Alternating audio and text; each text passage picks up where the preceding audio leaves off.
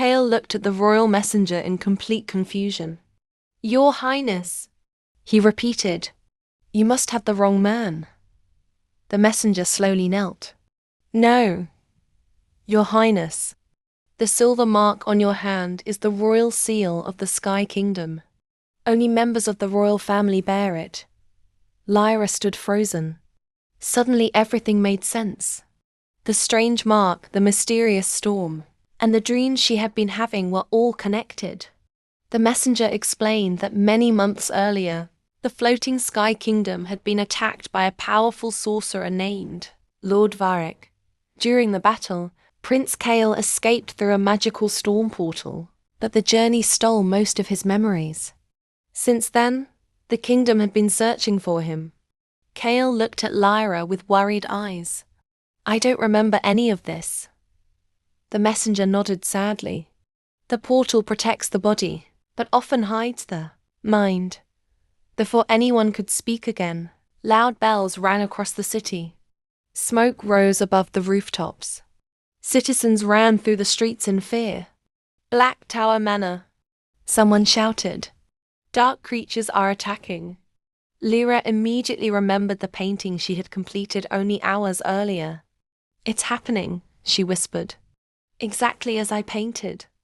She grabbed the silver paintbrush while Kale reached for an old sword hanging above the shop fireplace.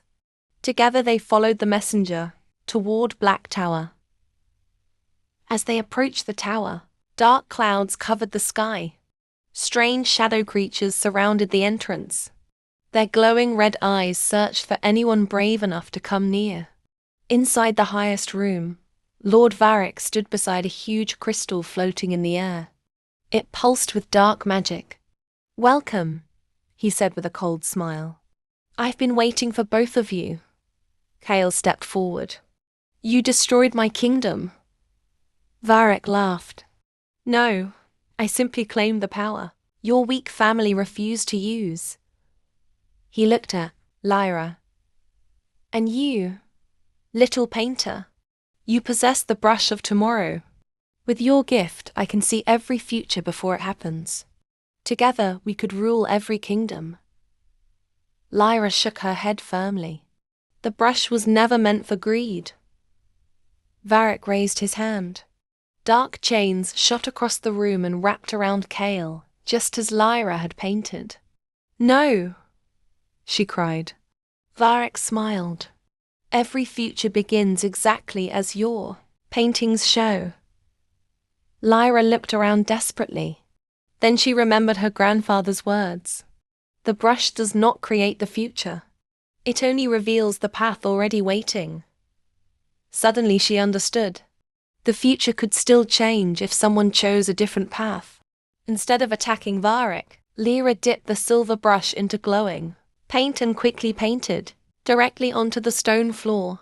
She painted the tower filled with bright sunlight instead of darkness. She painted the chains breaking apart. She painted the crystal losing its power. The paint began to glow. Cracks spread across the dark crystal. Varric's smile disappeared. "What have you done?" he shouted. The chains around Kale shattered into pieces. The prince caught his sword and rushed toward Varric. Their blades clashed as bright sparks filled the room. Varric fought with powerful magic, but every spell became weaker as the crystal continued breaking. Finally, Kale struck the crystal with his sword. It exploded into thousands of tiny lights that floated into the night sky like stars. The shadow creatures outside disappeared instantly. The dark clouds slowly faded. Varric fell to his knees. Without the crystal, his magic was gone. Royal guards from the Sky Kingdom entered the tower and peacefully arrested him. As the first rays of sunrise appeared, Kale looked at Lyra. Memories suddenly flooded back into his mind. He remembered his childhood, his family, and the day his kingdom fell. But among all those memories, one new memory stood brighter than the rest. It was the day a kind young artist had found him beside the old stone bridge and chosen to help a stranger without asking for anything in return. Weeks later, The floating sky kingdom welcomed Lyra as an honored guest. Crystal gardens bloomed across the islands, and silver waterfalls flowed through the palace grounds. The people celebrated the return of their prince. During the celebration, Kale led Lyra to a beautiful garden where a giant silver tree stood beneath the stars. It was exactly like the unfinished painting she had made weeks before.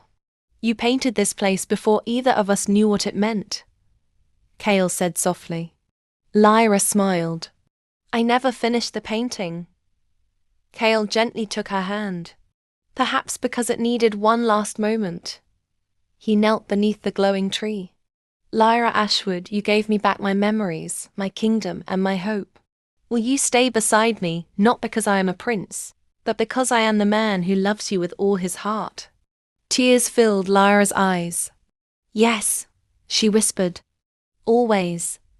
As they embraced beneath the silver branches, the tree began glowing brighter than ever before.